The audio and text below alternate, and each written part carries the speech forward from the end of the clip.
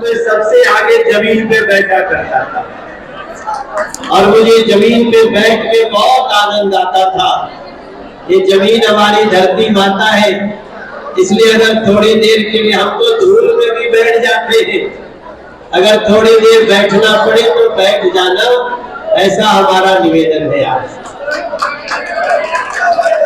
आज के कार्यक्रम को जिन लोगों ने ऑर्गेनाइज किया है वो हमारे जिमें कि दस्या आलम साहब ने और भाई साहब ने कि अंजल थोड़े को ले आया तो तुसी इन्हें बरकरार रखने लिए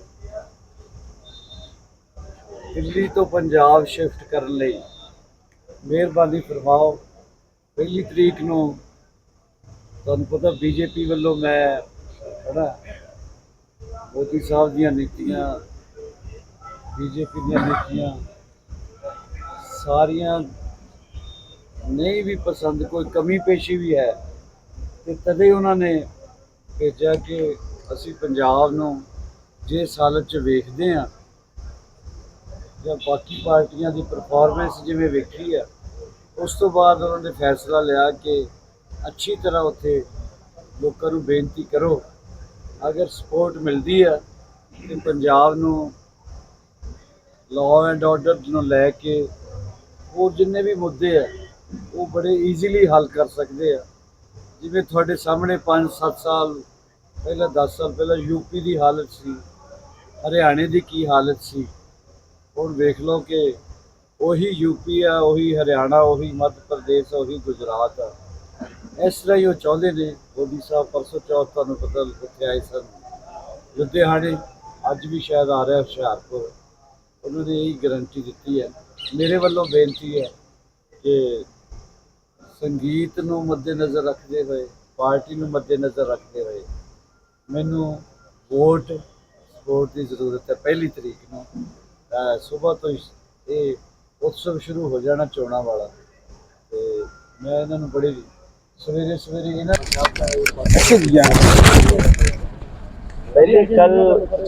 जलंधर में समय लगाया, थोड़ा समय होशियारपुर में लगा, अमृतसर में भी थोड़ा समय लगाया। इस बार हवा बिल्कुल बदली हुई है भारतीय जनता पार्टी के पक्ष में, और सबके अंदर एक भाव देख रहा हूं कि पीएम तो नरेंद्र मोदी जी को बनाना है, और मैं समझता हूं ये बहुत अच्छी बात है। हम बहुत अच्छी सीटें पंजाब में नरेंद्र मोदी जी के लिए मिलने वाली हैं, और वो ऐसा होना भी चाहिए। देखिए, ये मुख्यमंत्री का चुनाव नहीं है, ये मेयर का चुनाव नहीं है, ये देश का प्रधानमंत्री कौन होगा इसका चुनाव है। और प्रधानमंत्री का कैंडिडेट एक ही है, नरेंद्र मोदी। कांग्रेस की भी हिम्मत नहीं हो रही है कि वो कह दे कि उनका प्रधानमंत्री बनेगा। आम आदमी पार्टी तो कहाँ गई, भाग गई है, छोड़ ही दीजिए। भ्रष्टाचार में ऐसे डूब गए हैं कि वो तो कुछ कहना ही नहीं चाहते। इकट्ठा भी हो गया सभी। देखिए, इकट्ठा क्यों होना पड़ा, यहाँ क्यों नहीं इकट्ठे हैं लोग, यहाँ तो अलग अलग हैं। तो ये तो कोई बात नहीं हुई कि दिल्ली में इकट्ठे हो गए और पंजाब में इकट्ठे नहीं। इसका मतलब कि ये सिर्फ अपने अपने स्वार्थ के लिए इकट्ठा होना और अलग होना है। आज मैं रात में ही सुन रहा था, आम आदमी पार्टी को कांग्रेस ये धो धो के गाली दे रही है, लेकिन जो सबसे बड़ी बात है कि क्या उनका कोई कैंडिडेट प्रधानमंत्री का है? नहीं, वो लोग सिर्फ प्रधानमंत्री को गिराना चाहते हैं। वो प्रधानमंत्री जो गरीबों के घर घर तक सुविधाएं पहुंचा रहा है, जो हाईवे भी बना रहा है और जो विरासत की भी रक्षा कर रहा है, जो करतारपुर साहिब के रास्ते भी खुलवा रहा है, जो राम जी का मंदिर भी बनवा रहा है, जो पूरे दुनिया में भारत की शक्ति भी बढ़ा रहा है, तो लोगों के मन में आ गया कि वो ये लोग जो है ना, एक अकेला मोदी खड़ा है भारत देश जिताने को और सारे विपक्षी गिरे पड़े हैं केवल उसे हराने को। तो ये पंजाब के लोग जो है ना, देश के लिए हमेशा खड़े होते हैं। तो वो इस समय नरेंद्र मोदी जी के लिए खड़े होंगे, क्योंकि नरेंद्र मोदी जी के साथ भारत का परचम उड़ रहा है और वही परचम पंजाब भी उसके साथ खड़ा है। बड़े जी, किसानों का विरोध हो रहा है लगातार पंजाब में। किसका? किसानों का विरोध हो रहा है, किसानों द्वारा विरोध किया जा रहा है बीजेपी का। नहीं, देखो, मेरी बहुत दोनों हाथ जोड़ के विनती है कि किसी भी भ्रम में न पड़े। लोग आजकल क्या करते हैं, बातों को उलट पुलट कर करके कभी किसानों का मन खराब करेंगे, कभी किसी का मन खराब करेंगे। ये चुनाव में साजिशें हैं। भारतीय जनता पार्टी और नरेंद्र मोदी जी से ज्यादा किसानों का कोई हितैषी हो ही नहीं सकता साहब। इसलिए मैं पंजाब के किसानों से दोनों हाथ जोड़ के, मैं भी एक किसान हूँ, 250 बीघे का किसान हूँ, बिहार में मेरी खेती है। आज हम लोगों के खेत से कल तक हमारे खेत के अनाज बिकते नहीं थे, आज खेत में बिक जाते हैं। खेत में वो जो खरीदने वाले लोग हैं, ट्रैक्टर लेके आते हैं, वहीं से अब हम वही खलिहान बनाते हैं। क्या पंजाब में ऐसा वक्त आ सकता लगता है आपको? 100% आएगा। एक बार विश्वास करके नरेंद्र मोदी जी के साथ चले पंजाब। मैं, देखो जी, मैं एक बहुत इमोशनल व्यक्ति हूँ। मैं कोई ट्रेडिशनल पॉलिटिशियन नहीं हूँ। मेरे घर में कोई सांसद, पार्षद, विधायक नहीं रहा है। मैं अकेला व्यक्ति हूँ, एक आर्टिस्ट हूँ और निकल के आया हूँ। और पंजाब तो हमारे देश की शान है साहब।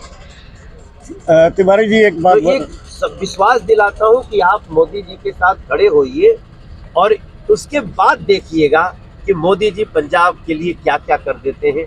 बाकी तो जो केवल अपने घर में पैसे भरने के लिए, लूटने के लिए और अपने ही देश में लोगों को बांटने के लिए। अभी सोचो, मैंने कांग्रेस का बयान सुना कि बिहार यूपी के लोगों को घुसने नहीं देंगे। अब ऐसा बोलना चाहिए क्या हमारे देश में? मैं पटना साहिब का रहने वाला हूँ जी। आप वहाँ जाइएगा तो ऐसे इससे आप पगड़ी पहने हैं ना, ऐसे पगड़ी पहने हमारे लोग वो पंजाबी भी दसते हैं और भोजपुरी भी बोलते हैं। आप क्यों नफरत की आग लगाना चाहते हो? ये देश हम सबका एक है। मैं प्रार्थना करूंगा, प्लीज कम विद बीजेपी। देश में इंडिया की बात चल रही है।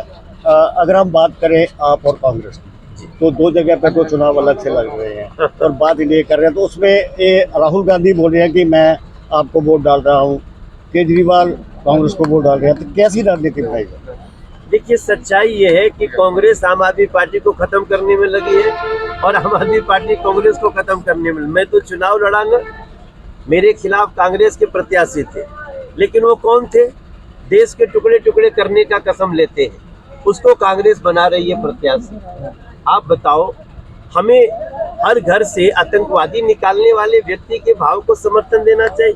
और ऊपर से राहुल गांधी एक दिन मेट्रो में बैठे तो एक आदमी मिल गया, वो बोलता है जी बुजुर्गों को पेंशन नहीं मिल रहा है, तो फोन लगा रहे अरविंद को, मैं राहुल गांधी बोल रहा हूँ, और बुजुर्ग का मजाक उड़ा रहे हैं। ये दोनों लोग एक दूसरे को नीचा दिखाने के लिए काम कर रहे हैं।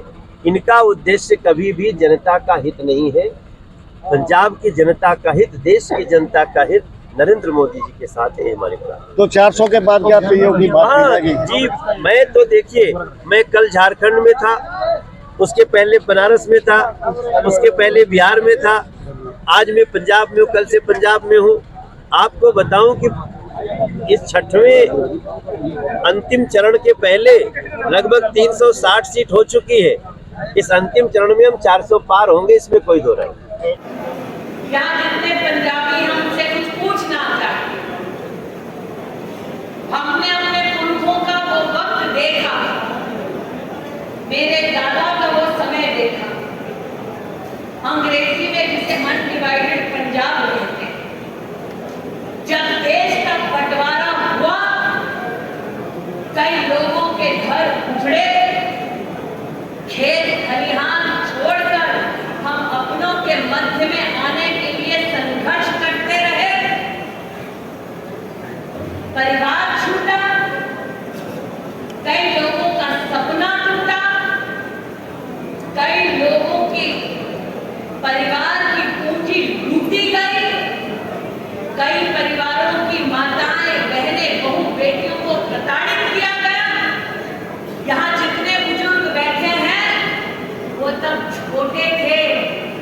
याद है ट्रेन खून से लथपथ लाशों के साथ पंजाब आती थी। सही कह रही हूं कि नहीं कह रही हूं? खून ट्रेन की पटरी खून से सनी। और तब जब पंजाब का देश का बंटवारा हुआ, तब एक एक पंजाबी ने यह संकल्प लिया था कि हम देश को दोबारा बंटने नहीं देंगे। एक एक पिंड से, एक एक मां ने, एक एक घर से भारत की सेना में अपने बेटों को भेजा ताकि देश हमारा दोबारा कभी बंट ना पाए। और आज उसी पंजाब में जब कांग्रेस के नेता ये कहते हैं कि उनके पास अगर सत्ता आई तो वो बॉर्डर खोल देंगे ताकि पाकिस्तान में बैठे हमारे दुश्मन बॉर्डर लांघ कर पंजाब में घुस पाए।